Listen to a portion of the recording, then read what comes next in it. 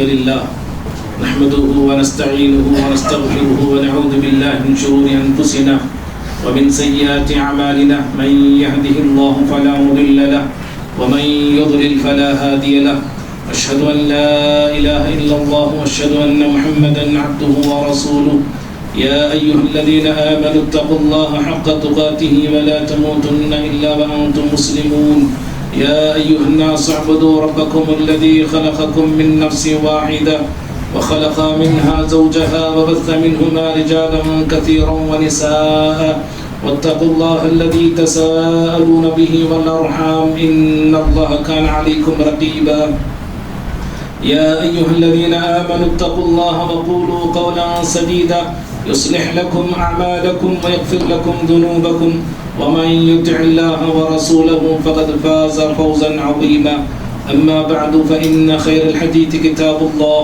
وخير الهدي هدي محمد صلى الله عليه وسلم وشر الأمور محدثاتها وكل محدثة بدعة وكل بدعة ضلالة وكل ضلالة في النار أعوذ بالله من الشيطان الرجيم بسم الله الرحمن الرحيم يا أيها الناس اعبدوا ربكم الذي خلقكم والذين من قبلكم لعلكم تتقون رب اشرح لي صدري ويسر لي أمري واحلل عقدة من لساني يفقهوا قولي ربي زدني علما رب قسم کی حمد و ثنا بڑائی بزرگی کبریائی اللہ رب العالمین کے لیے ہے.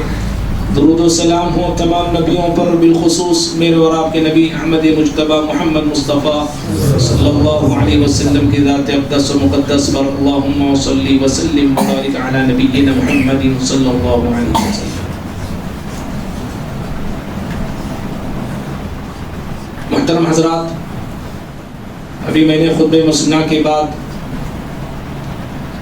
سورۃ البقرہ سورہ نمبر 2 کی آیت نمبر 21 پڑھا ہوں. اللہ رب العالمین اس آیت میں تمام انسانوں سے مخاطب ہو کر اپنی عبادت اور بندگی کا حکم دیا ہے.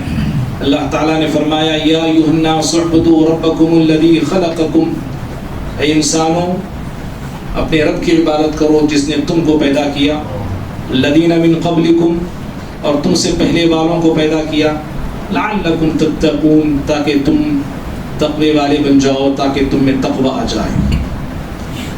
اللہ تعالیٰ نے اس آیت میں ساری انسانیت کو اپنی ہی عبادت کا حکم دیا ہے. کیوں اسی کی عبادت کرنا ہے؟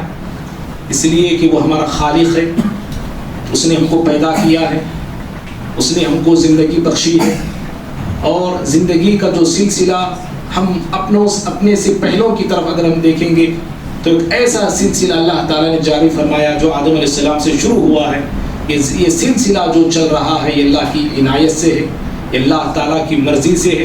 وہی ہم تمام کا خالق بھی ہے، اور آگے کی آیتوں میں اللہ نے بتایا وہی ہمارا رازق ہے، وہی ہمیں رزق دیتا ہے، پوری کائنات کی تدبیر وہی کرتا ہے، پوری کائنات کو وہی سنبھالے ہوئے وہی تھامے ہوئے ہے، اور تمام مخلوقات کو رزق پہنچانے والا سب کچھ اللہ رب العالمین کی مشیت سے ہو رہا ہے.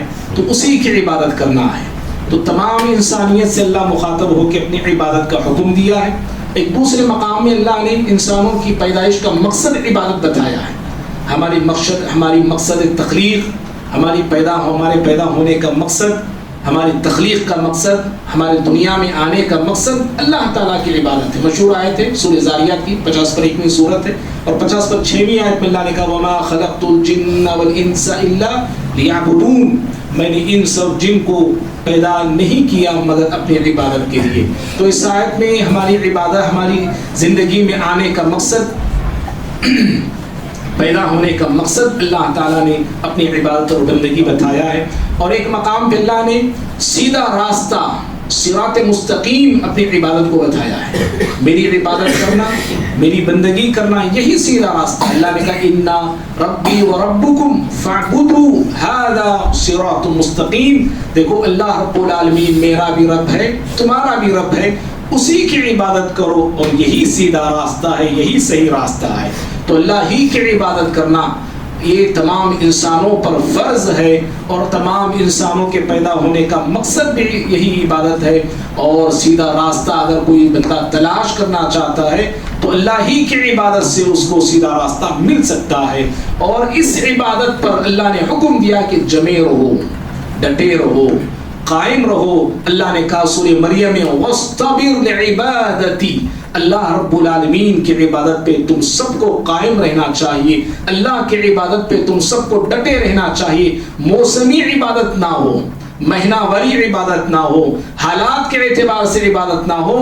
یہ عبادت کا سفر تمہاری زندگی کا سفر ختم ہونے تک رہنا چاہیے. اور عبادت پہ قائم کب تک رہنا ہے؟ اللہ نے کہا حتی یأتیک الیقین، یہاں تک کہ موت تمہارے پاس موت کا پیغام لے کر آ نہ جائے، تمہاری سانسوں کا سفر ختم نہ ہو جائے، اس وقت تک اللہ کی عبادت پہ تم سب کو قائم رہنا ہے. معزز بھائیوں، عبادتوں کا جو موسم، عبادتوں کا جو سیزن ماہ رمضان کی شکل میں ابھی ایک ہفتہ پہلے ہماری زندگی سے رخصت ہوا ہے. اللہ رب العالمین سے دعا کریں کہ اللہ رب العالمین ماہ رمضان ہم تمام کو بار بار نصیب کرتا رہے. ماہ رمضان گویا کہ یوں سمجھیے عبادتوں کا موسم تھا. جو آیتیں ابھی میں نے پڑھا نا، اور آیتوں کی روشنی میں نے بتایا کہ میری آپ کی زندگی کا مقصد عبادت ہے، اور اس عبادت پہ ہم تمام کو قائم رہنا ہے. اگر ماہ رمضان کو اگر ہم دیکھیں گے تو اس مہینے میں عبادتیں مسلمانوں میں زیادہ، عبادتوں کو شوق پڑ جاتا ہے. مسلمان اس مہینے میں عبادتیں شوق سے، جذبے سے کرتے ہیں. اور جو لوگ اللہ کی عبادت سے غافل بھی تھے، دور بھی تھے، رمضان آتا ہے تو اللہ کی عبادت کی طرف وہ لپکتے ہیں، اللہ رب العالمین کی عبادت کی طرف بڑھتے ہیں. لیکن رمضان کے گزرنے کے بعد، رمضان کے ختم ہونے کے بعد وہ یہ سبق بھول جاتے ہیں کہ یہ عبادت کا جو سفر ہم نے شروع کیا ہے یہ زندگی کے آخری سانس تک باقی رہنا چاہیے. یہ اہم سبق ہے یہ جو ہم سب کو یاد رکھنا چاہیے. اور بھائیو، عبادت کہتے ہیں کس کو ہیں؟ عبادت کہتے ہیں عاجزی کو، انکساری کو، ذلت کو، اللہ کے سامنے گریہ وزاری کرنے کو. اپنے آپ کو اللہ کے سامنے جتنا عاجز بنا سکتے ہو بناؤ، اللہ کے سامنے جس قدر انکساری کر سکتے ہو کرو، اللہ کے سامنے جس قدر گریہ وزاری کر سکتے ہو کرو، اللہ کے سامنے جس قدر اپنے آپ کو ذلیل بتا سکتے ہو بنا سکتے ہو بناؤ. یہی اصل عبادت ہے. انسان کو یہ زیب نہیں دیتا کہ اللہ کے سامنے اپنے آپ کو عزیز سمجھے. انسان کو یہ زیب نہیں دیتا کہ اللہ رب العالمین کے سامنے اپنے آپ کو بہتر سمجھے. انسان کو یہ زیب نہیں دیتا کہ اللہ رب العالمین کی زمین پر رہ کر، اللہ رب العالمین کا کھا کر، اللہ رب العالمین کے سامنے اکڑ کے چلے. اللہ کو یہ زیب نہیں دیتا ہے. اسی لیے ہمیں عبادت کو حکم دیا گیا ہے. دکان میں رہو، عابد بن کر رہو. مکان میں رہو، عابد بن کر رہو. صحرا میں رہو، عابد بن کر رہو. بازار میں رہو، عابد بن کر رہو. زندگی کے جس گوشے میں بھی رہو، زندگی کے جس میدان میں بھی تم رہو، عبادت ہر وقت تمہارے ملحوظ، تمہاری زندگی تمہاری آنکھوں کے سامنے ہونا چاہیے. اور ہر وقت اپنے آپ کو عابد سمجھ کے زندگی گزارنا چاہیے. ہر اٹھنے والا قدم تمہارا عبادت ہو سکتا ہے، ہر اٹھنے والا ہاتھ تمہارا عبادت ہو سکتا ہے، ہر کھلنے والی زبان تمہاری عبادت ہو سکتی ہے، ہر دھڑکنے والا دل تمہارا عبادت ہو سکتا ہے، ہر سوچنے والی سوچ تمہاری عبادت ہو سکتی ہے. شرط یہ ہے کہ یہ سامنے ہو تمہارے کہ میں اللہ کی عبادت میں ہوں، میں عبادت کر رہا ہوں. چل رہے ہیں تو بھی عبادت کی بات ہو سکتی ہے.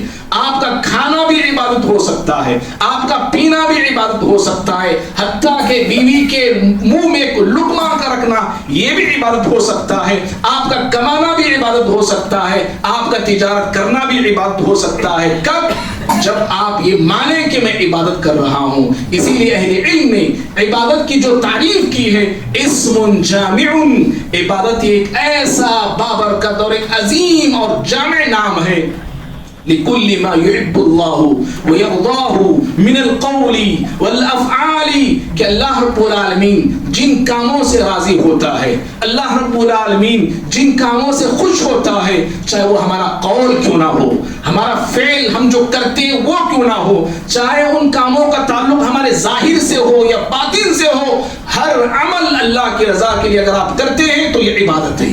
آپ کما رہے ہیں، اللہ مجھ سے راضی ہو جائے، اللہ رب العالمین مجھ سے خوش ہو جائے، میرے گھر والوں کو میں فقر فاقے سے بچاؤں، آپ کا یہ کمانا بھی عبادت ہو سکتا ہے. تو معزز بھائیوں، میری آپ کی زندگی کا مقصد پوری کی پوری عبادت ہے. پوری کی پوری بندگی ہے.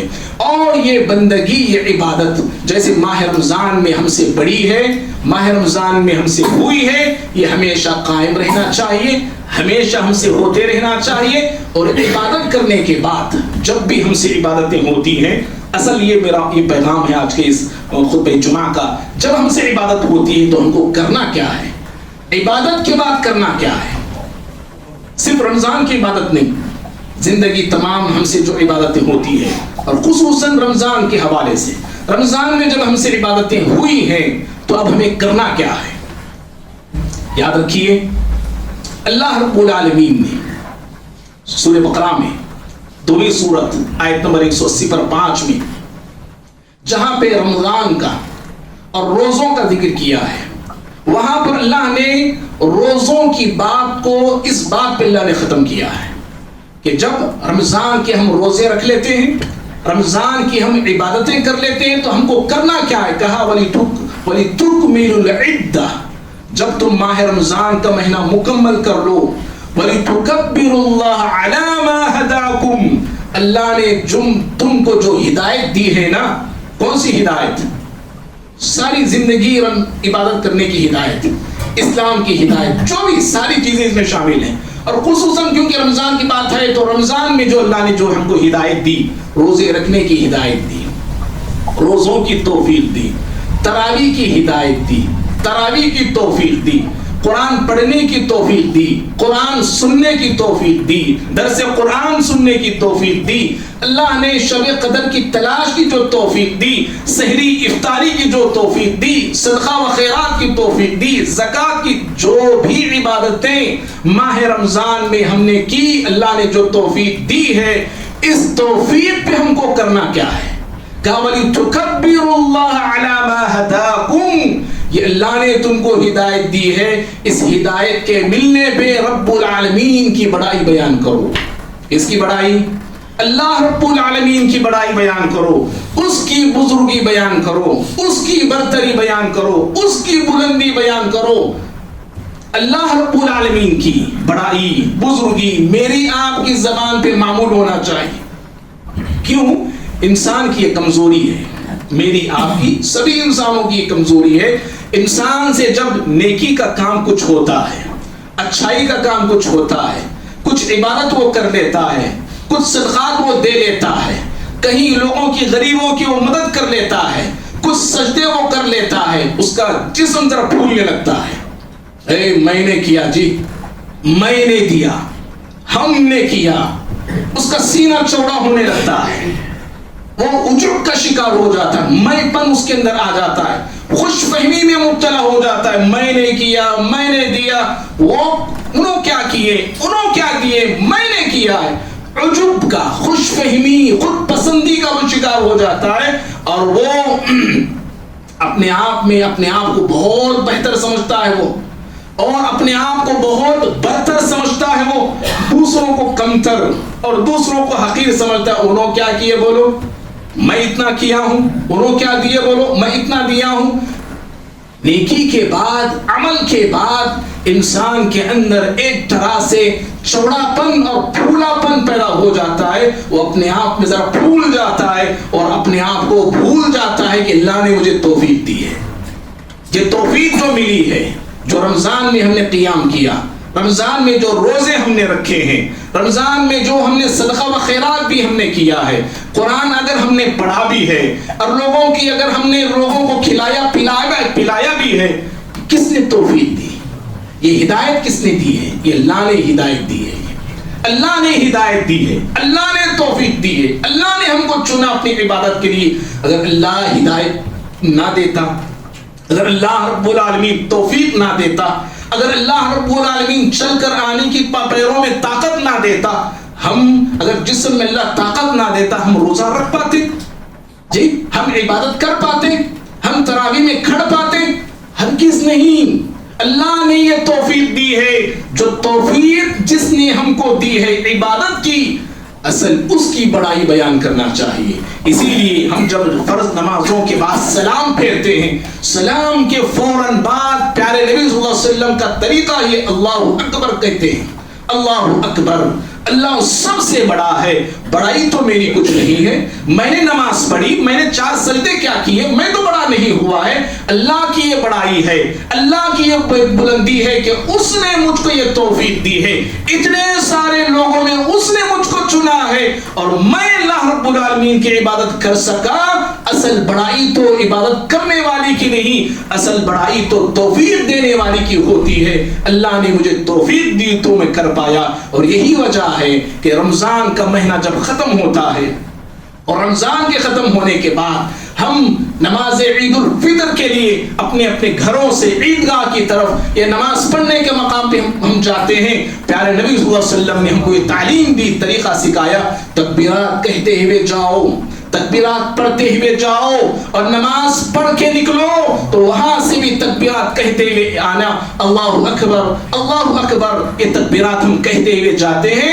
گویا کہ اپنے نفس کو یہ پیغام ہم دیتے ہیں، اپنے آپ کو یہ ہم سناتے ہیں، بتاتے ہیں کہ اللہ رب العالمین سب سے بڑا ہے، میں بڑا نہیں، نہ میں بڑائی کے قابل ہوں، نہ میں بڑائی کے لائق ہوں، اللہ رب العالمین کی ذات سب سے بڑی ہے۔ معزز بھائیوں، 1 مہینے کی عبادتیں، ماہ رمضان کی 1 مہینے کی عبادتیں، اور سیٹ رکھیے 1 مہینے کی عبادتوں کو، زندگی کی ساری عبادتیں، ہماری زندگی کتنے سال کی ہے؟ 60 سال 70 سال، چلو مان لیتے ہیں 100 سال، 100 سال کی عبادتیں بھی، 100 سال کی عبادتیں اگر ہم کرتے رہیں 100 سال تک عبادت، تب بھی میں اور آپ اللہ کی نعمتوں کا حق ادا نہیں کر سکتے۔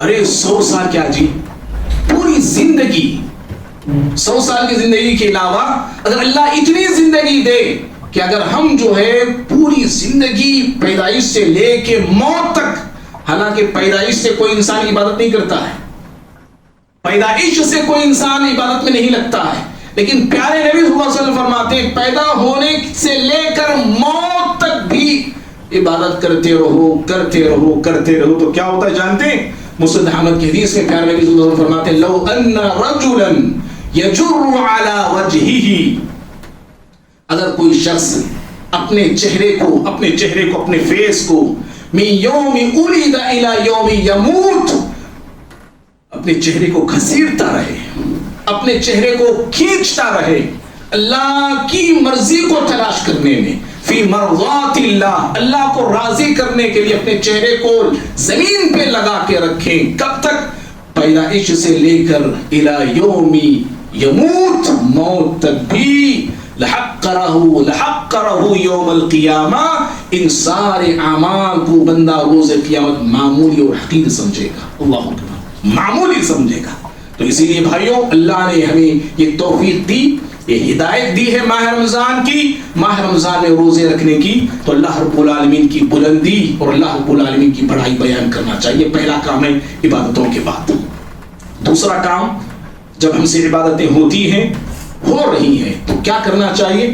اسی آیت میں اللہ نے اس کا بھی حکم دیا، لعلکم تشکرون، شکر گزاری کرنا، اللہ کا شکر ادا کرنا۔ جو بھی ہم نے روزے رکھے، جو بھی ہم نے عبادتیں کی اور کرتے آ رہے ہیں، اور ماہ رمضان میں بھی ہم نے کیے ہیں، جو بھی ہم نے کیا ہے، تراویح پڑھی ہو، روزے رکھے ہوں، جو بھی چھوٹی موٹی عبادتیں ہم سے ہوئی ہیں، چھوٹی موٹی باتیں ہم نے کیے ہیں، اللہ رب العالمین کا شکر ادا کرنا چاہیے۔ اے اللہ تیرا شکر ہے کہ تو نے مجھے توفیق دی، اے اللہ تیرا شکر ہے کہ تو نے مجھے طاقت دی، اے اللہ تیرا شکر ہے کہ تو نے مجھے صحت دی۔ اگر اللہ صحت نہ دیتا تو ہم روزہ رکھ پاتے؟ اگر اللہ رب العالمین زندہ نہ رکھتا تو ہم روزہ رکھ پاتے؟ کتنے لوگ ہیں بھائی، کتنے لوگ ہیں جو گزشتہ رمضان اس زمین پر باحیات تھے، اس رمضان اس زمین کے اندر مدفون ہیں، اللہ نے ان کو زندگی، اللہ نے ان کی ختم کر دی، اللہ نے ہم کو زندہ رکھا، اللہ نے ہم کو زندگی دی، اس پہ رب العالمین کا شکر ادا کرنا چاہیے کہ رمضان تک اللہ نے ہم کو زندہ رکھا۔ اور دوسرا شکر یہ ادا کرنا چاہیے کہ اللہ رب العالمین نے رمضان میں روزے رکھنے کی، عبادت کی جو توفیق دی ہے، اللہ تعالیٰ کا اس پہ شکر ادا کرنا چاہیے۔ تیرا شکر ہے پروردگارہ تو نے مجھے توفیق دی، تیرا شکر ہے میرے پروردگارہ تو نے مجھے ہدایت دی۔ اللہ رب العالمین کا شکر ادا کرنا چاہیے کہ اللہ نے ہم کو یہ توفیق دی ہے، صحت دیا، عافیت دیا، تندرستی دیا۔ بھائی ایک موشن لگ جاتے نا اگر ماہ رمضان میں ایک دن 2 دن کے لیے، سمجھیے ہمارا جو جذبہ تھا نا رمضان سے پہلے پورے روزے رکھ تو نہیں، جذبہ لے کے ہم نکلتے ہیں، 1-2 موشن لگ گئے، 1 دن 2 دن لگ گئے نا، پورا جذبہ ہمارا ختم ہو جاتا ہے، ہماری عبادتوں پہ اثر پڑ جاتا ہے، ہم چل کر آ نہیں سکتے، روزہ ہم نہیں رکھ سکتے۔ لیکن اللہ رب العالمین نے ایسے حالات سے ہمیں بچایا ہے۔ اللہ رب العالمین کا شکر ہم سب کو ادا کرنا چاہیے کہ اللہ تیرا شکر ہے۔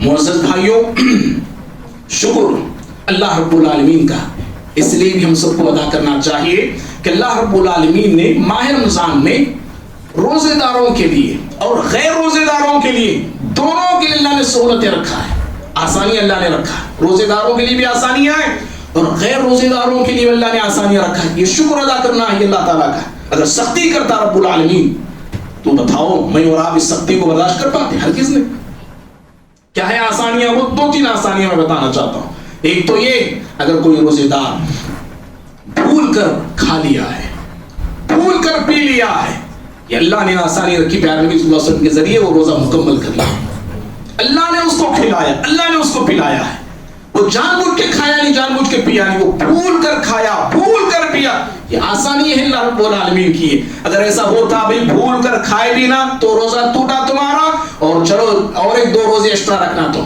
اور 10 مسکینوں کھانا، ایسا اگر ہوتا نا، یہ سختی ہوتی ہے ہمارے اوپر، یہ اللہ نے آسانی اللہ نے فرمائی ہم تمام کے اوپر۔ اور ایک آسانی اللہ نے یہ فرمائی، اگر کوئی مسافر ہے روزہ رکھ لیا ہے اور ہاں سفر میں ہے لیکن اس کو تکلیف ہونے لگی ہے حالت سفر میں، وہ مشقت برداشت کر رہا ہے، شریعت یہ اجازت دیتی ہے اس کو کہ وہ اسی مقام پر جہاں پر وہ ہے وہ اپنے روزے کو توڑ سکتا ہے، وہ بعد میں قضا کر لے گا۔ اور اللہ نے آسانی رکھی، اگر کوئی مسافر ہے روزہ رکھنا نہیں چاہتا حالت سفر میں، بعد میں قضا کرنا وہ چاہتا، اجازت ہے اس کو کہ وہ سفر کی حالت میں روزہ چھوڑے گا، بعد میں قضا کرے گا۔ اور اگر کوئی ایسا بیمار ہے، دائمی بیمار، ہمیشہ کے لیے بیمار رہنے والا، دن رات اس کے ہمیشہ بیماری میں گزرتے ہیں، اگر وہ بھوکا رہے گا تو بیماری بڑھنے کا اندیشہ ہے، اللہ رب العالمین نے اس کو فدیے کا انتظام کیا، ایسا بندہ فدیہ دے گا اور روزہ نہیں رکھے گا۔ ماہواری ہے عورت کے لیے، کوئی ایسا بیمار ہے، شفا ہونے کا اسے امید ہے، اللہ رب العالمین نے ان کو بعد میں قضا کرنے کی اجازت دی ہے۔ اگر کوئی روزے دار ہے، روزے کی حالت میں خطائیں ہو گئی، لغزشیں ہو گئی ہیں، ان کے گناہوں کی معافی اور تلافی کے لیے پیارے نبی صلی اللہ علیہ وسلم نے صدقۃ الفطر کا حکم دیا ہے، تعلیم دی ہے۔ یہ سب آسانیاں ہیں، ان آسانیوں کے ملنے پہ بھی رب العالمین کا شکر ادا کرنا چاہیے۔ معزز بھائیوں، یہ دوسرا کام ہے، عبادتوں کے بعد پہلی چیز ہے رب العالمین کی بڑائی بیان کرنا، اور دوسرا کام ہے شکر گزاری کا اہتمام کرنا، اللہ کا شکر ادا کرنا چاہیے کہ اللہ نے ہم کو اسلام کی نعمت دیا، اللہ نے رمضان ہم کو دیا، اللہ رب العالمین نے روزے رکھنے کی عبادت کی توفیق ہم کو دی، اور پھر اللہ نے ہم پہ آسانیاں جو فرمایا ہے نا، ان تمام نعمتوں پہ رب العالمین کا شکر ادا کرنا چاہیے۔ اور تیسرا کام اور آخری بات میری اس خطبے کی وہ یہ ہے کہ عمل کرنا یاد رکھیے، نیکی کرنا، عمل کرنا یہ اہم نہیں ہے، نیکی کرنا، عمل کرنا، عبادت کرنا یہ اہم نہیں، بلکہ نیکی، عمل، عبادت کے بعد ان اعمال کی، ان نیکیوں کی قبولیت کی فکر کرنا یہ اہم نہیں ہے۔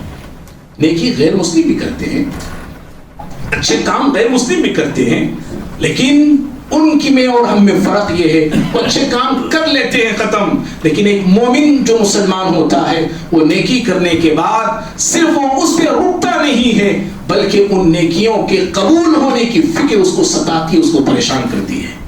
نیکی کرنے کے بعد نیکی کے قبول ہونے کی فکر ہونی چاہیے، نیکی کو لے کے انسان کو ڈر لاحق ہونا چاہیے کہ میری نیکیاں قبول ہو رہی ہیں کہ نہیں ہو رہی ہیں، اور یہ ڈرنا، نیکیوں کے قبول ہونے کے تعلق سے لے کے فکر مند ہونا، نیکیوں کو قبول کروانے کے لیے دعائیں کرنا، اور نیکیوں کے قبول ہونے کے لیے تڑپنا، یہ پیغمبروں کا طریقہ ہے، یہ نبیوں کا طریقہ ہے، یہ انبیاء کی سنت ہے، یہ ابراہیم خلیل اللہ علیہ السلام، اسماعیل ربیع اللہ علیہ السلام ہے، اللہ کے حکم سے خانہ کعبہ کی دیواریں اٹھاتے جا رہے ہیں، اللہ رب العالمین کے حکم سے خانہ کعبہ کی دیواریں بلند کرتے جا رہے ہیں، اور یہ فرماتے جا رہے، یہ دعائیں کرتے جا رہے، یہ التجائیں کرتے جا رہے، ربنا تقبل منا انک انت السمیع العلیم، پروردگارا تو ہماری اس نیکی کو قبول فرما لے، ربنا तकब्बल मिन्ना, हमसे हमारी इस नेकी को अल्लाह तो कबूल फरमा ले,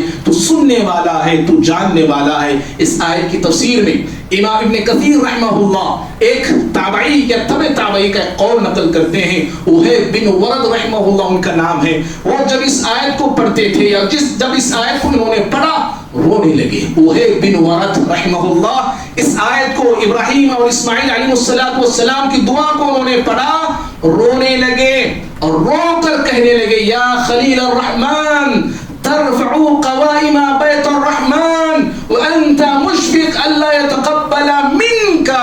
ऐ रहमान के खलील, रहमान के हुक्म पे, अल्लाह रब्बुल आलमीन के हुक्म पे अल्लाह रब्बुल आलमीन का घर तामीर कर रहे हैं और फिर भी आप डर रहे हैं कि कहीं मेरा अमल कबूल ना हो जाए, कहीं मेरा अमल रद्द ना कर दिया जाए। उहैब बिन वरद रहमहुल्लाह इस आयत को पढ़ के रोने लगे और कहने लगे, या खलील अर्रहमान, ऐ रहमान के खलील, अल्लाह का घर अल्लाह के हुक्म पे बना के फिर भी आप डरते हैं, व अंत मुशफिक, आप डरते हैं कि कहीं मेरा अमल अल्लाह ताला कबूल ना करे। अल्लाह अकबर।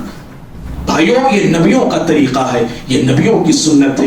इसीलिए हम सहाबाए किराम को देखते हैं, हजरात सहाबाए किराम रिज़वानुल्लाह ताला अलैहिम अजमईन, जिनकी जिंदगियों में बड़ी बड़ी नेकियां थी, जिनकी जिंदगियों में बड़ी बड़ी नेकियां थी और जन्नत की बशारतें उनको मिल चुकी थी, उसके बावजूद मौत को याद करके रोया करते थे, खबर को देख के जो तड़पा करते थे, कुरान को सुन के बच्चों की तरह बिलबिलाते उनके आंखों से आंसू निकला करते थे। अल्लाह रब्बुल आलमीन के अज़ाब को याद करके उनके दिल की धड़कनें बढ़ जाया करती थी। ये कौन लोग हैं? ये जिनकी जिंदगियों में बड़ी बड़ी नेकियां हैं, बड़ी बड़ी नेकियां हैं। और ये वो लोग हैं जिनको प्यारे नबी सल्लल्लाहु अलैहि वसल्लम ने जन्नत की बशारत दे दी है। जन्नत की बशारत पाकर, सुनकर, मिलकर जन्नत की बशारत और बड़ी बड़ी नेकियां करके भी कब्र को देख के रोते हैं, कुरान सुनकर उनकी दिल की धड़कनें बढ़ जाती हैं, अल्लाह का अज़ाब याद करके उनकी आंखों से आंसू बह पड़ते हैं। अल्लाह अल्लाह। और हमारा हाल क्या है? हमारी जिंदगियों में कोई काबिल जिक्र नेकियां नहीं, कोई बड़ी नेकियां हमारे पास तो नहीं है और ना जन्नत की बशारत हमें मिली हुई है। इसके बावजूद मैं और आप बेखौफ जी रहे, बेफिक्र होके जी रहे और मुतमईन होके जी रहे। समझ रहे? ये फर्क है ये सहाबाए किराम में और हमारे अंदर। इसीलिए हजरत अली रज़ियल्लाहु तआला अन्हु कहा करते थे, कूनू लिक़बूलिल अमल, लोगों अमल करने से ज्यादा तुम अमल के कबूल होने की फिक्र करना। अमल तो कर लिए, अमल तो हो गया, अमल हो गया, इस पे रुकना नहीं, इस पे रुकना नहीं, बल्कि कबूल होने की फिक्र ये सबसे ज्यादा करना है आप। और फिर हजरत अब्दुल्लाह बिन उमर रज़ियल्लाहु तआला अन्हुमा कहते थे, लौ अलिमतु अन्नल्लाह तक़ब्बल मिन्नी सजदतन वाहिदा, अगर मुझे मालूम हो जाए अल्लाह रब्बुल आलमीन ने मेरा एक सजदा कबूल कर लिया है, और सदक़ता दिरहमिन वाहिदिन, या मेरे सदक़े का एक दिरहम अल्लाह ने कबूल कर लिया है, तो मैं दुनिया में रहना पसंद नहीं करता। अब दुनिया छोड़ के अल्लाह के पास जाना चाहता, क्यों? मेरा एक सजदा कबूल हो गया है, ये सजदा कबूल तो मेरी आखिरत भी पार होगी। समझो, मेरा एक दिरहम कबूल हो गया, मेरा आखिरत का मसला क्लियर हो गया है, इसलिए मैं मौत को मैं तरजीह देता हूं मैं। और फिर हजरत अबू दरदा रज़ियल्लाहु तआला अन्हु साहब रसूल है, वो कहा करते थे, अगर मुझे यकीन हो जाए, मुझे पता चल जाए कि अल्लाह रब्बुल आलमीन ने मेरी एक नमाज को कबूल कर लिया है, अन्नल्लाह तक़ब्बल मिन्नी सलातन वाहिदा, एक नमाज को अल्लाह ने मेरी कबूल कर लिया है, अहब्बु इलैया मिन दुनिया व मा फीहा, मेरी एक नमाज का कबूल होना दुनिया और दुनिया की तमाम चीजों से ज्यादा मेरे नजदीक पसंदीदा है। अल्लाह अकबर। कबूलियत की फिक्र हम सबको होनी चाहिए। और हमारे जो असलाफ थे ताबईन, हजरात सहाबाए किराम, उनके ताल्लुक से अब्दुल अजीज इब्ने अबी रवाद रहमहुल्लाह तबे ताबई है, वो कहा करते थे कि मैंने ताबईन को पाया यजतहिदून फिल अमल, वो अमल में खूब मेहनत करते थे। अमल में ताबईन सहाबाए किराम के बारे में एक तबे ताबई फरमाते हैं, मैंने असहाब रसूल को या मैंने ताबईन को मैंने पाया यजतहिदून फिल अमल, अमल में खूब मेहनत करते تھے فَإِذَا فَعَلُوهُ جب عمل سے وہ فارغ ہو جاتے عمل کر لیتے عمل کرنے کے بعد وہ پریشان رہتے فکر مند رہتے کہ ہمارا عمل قبول ہوا ہے کہ نہیں ہوا ہے. تو بھائیوں عمل کے بعد عبادت کے بعد عمل کی قبولیت کی فکر ہونی چاہیے اور یہی سچے مومن کا طریقہ ہے. منافق جو ہوتا ہے منافق عمل کے بعد اتراتا ہے عمل پہ. منافق عمل کر کے اپنے عمل پہ خوش فہمی میں مبتلا ہو جاتا ہے. وہ اترانے لگتا ہے وہ میں نے کیا بھائی اپنے عمل کو دکھانے لگتا ہے. وہ اپنے عمل کا وہ ڈھنڈورا پیٹنے لگتا ہے. اپنے نیکی کی وہ خود بخود آگے بڑھ کے تشہیر وہ کرتا ہے کہ ہم نے کیا ہم نے دیا میں. یہ منافق کا طریقہ ہے. سورہ نساء میں اللہ نے یراؤن الناس منافقین کی صفت یہ ہے کہ وہ نماز پڑھتے بھی ہیں تو لوگوں کو دکھاتے ہیں. وہ اپنے عمل کو دکھاتے ہیں اپنی عبادتوں کو وہ دکھاتے ہیں. کیوں دکھاتے ہیں؟ اترانے کے لیے. آدمی دکھاتا کیوں ہے؟ دکھاتا اس لیے کہ گھمنڈ کرنے کے لیے دکھاتا ہے. فقر کرنے کے لیے وہ دکھاتا ہے. یہ منافقین کا طریقہ ہے. عمل کے بعد عمل پہ اترانا اور سچے مومن مخلص مومنوں کا طریقہ ہے عمل کے بعد گھبرانا. منافق کا طریقہ ہے اترانا اور مومن خالص کا طریقہ ہے عمل کے بعد گھبرانا. وہ گھبراتے ہیں وہ ڈرتے ہیں وہ پریشان رہتے ہیں. وہ اللہ نے سورۃ المؤمنون 23ویں سورۃ آیت 60 میں کہا والذین آتوا ما یؤتون. اللہ نے جو انہیں دیا ہے وہ دیتے ہیں اور دینے کے بعد وقلوبهم وجلہ اللہ کہتا ان کے دل کانپ رہے ہوتے ہیں. اللہ کے راستے میں جو وہ دیتے ہیں سو دیتے ہیں. دینے کے بعد ان کے دل کانپ رہے ہوتے ہیں. ان کے دل میں گھبراہٹ ہوتی ہے ان کے دل میں خوف ہوتا ہے. یہ مومنوں کا طریقہ ہے. یہ معزز بھائیوں یہ 3 پیغامات تھے ماہ رمضان کے بعد نیکیوں کے بعد اعمال کے بعد عبادتوں کے بعد. ہم سب کو کیا کرنا چاہیے؟ پہلی چیز ہے اللہ رب العالمین کی بڑائی کو بیان کرنا کیونکہ اصل بڑائی تو اللہ رب العالمین کی ہے. اور دوسرا کام ہے رب العالمین کا شکر ادا کرنا اور یہی وجہ ہے دعا پر ربی اعنی علی ذکرک و شکرک و حسن عبادتک. اللہ کا شکر ادا کرنا چاہیے. اور تیسرا کام ہے عمل اور نیکی کے بعد عمل کی قبولیت کے تعلق سے فکر مند رہنا. عمل کرنا کمال نہیں ہے بلکہ عمل کے تعلق سے فکر مند ہونا چاہیے. اللہ تعالیٰ سے بھیک مانگنا چاہیے. اللہ کے سامنے گڑ گڑانا چاہیے. اللہ کے سامنے دعائیں کرنا چاہیے کہ اللہ میرے عمل کو تو قبول فرما لے میری نیکی کو تو قبول فرما لے. اس طرح اللہ کے سامنے دعائیں میری آپ کی روزانہ ہونا چاہیے. اسلاف کا یہی طریقہ تھا اور رمضان آنے سے 6 مہینے پہلے دعائیں وہ کیا کرتے تھے اور رمضان جب گزر جاتا 6 مہینے وہ دعائیں کرتے تھے اے اللہ ہمارے عمل کو قبول فرما لے. یہ اسلاف کا یہ طریقہ ہے. رب العالمین سے دعا ہے اللہ رب العالمین مجھے بھی آپ کو بھی ہم سبھی کو باعمل مسلمان بنائے. اللہ رب العالمین مثالی مسلمان ہم تمام کو بنائے. اللہ رب العالمین نے ہمیں جو زندگی دی تو جو توفیق دی اسلام پہ چلنے کی اللہ رب العالمین کا ہم اس پہ شکر ادا کرتے ہیں اور زندگی تمام رب العالمین کا شکر ادا کرتے رہنے کے اللہ ہم سب کو توفیق عطا فرمائے. جو عبادت کا جو دین اسلام کا راستہ اللہ ہم سب کو بتایا ہے رب العالمین زندگی کی آخری سانس تک مجھ کو بھی آپ کو بھی ہمارے اولادوں کو رب العالمین اس راستے پہ قائم اور دائم رکھے. اللہ توحید پہ ہم تمام کو قائم رکھے. دنیا میں جو فتنہ فساد جو جنگ و جدال مچا ہوا ہے رب العالمین اس کو امن میں تبدیل فرمائے. اللہ رب العالمین ماہ رمضان ہم تمام کو بار بار نصیب کرتا رہے اور جو بھی ہم سے ٹوٹی پھوٹی عبادتیں ماہ رمضان میں ہوئی ہیں اللہ رب العالمین محض اپنے فضل سے قبول فرمائے اور ہماری عبادتوں میں رمضان کی ہو رمضان سے پہلے کی ہو رمضان کے بعد کی ہو ہماری عبادتوں میں جو کمیاں ہیں جو کوتاہیاں جو غلطیاں ہیں اللہ اپنے فضل سے ہماری غلطیوں کو معاف فرمائے. اللہ ہماری کوتاہیوں کو معاف فرمائے. اللہ دنیا اور آخرت میں ہم تمام کو عزت دے کامیابی دے سر بلندی دے. آمین. اقول قولی هذا استغفر الله لي ولكم ولسائر المسلمين من كل ذنب فاستغفروه انه هو الغفور الرحيم.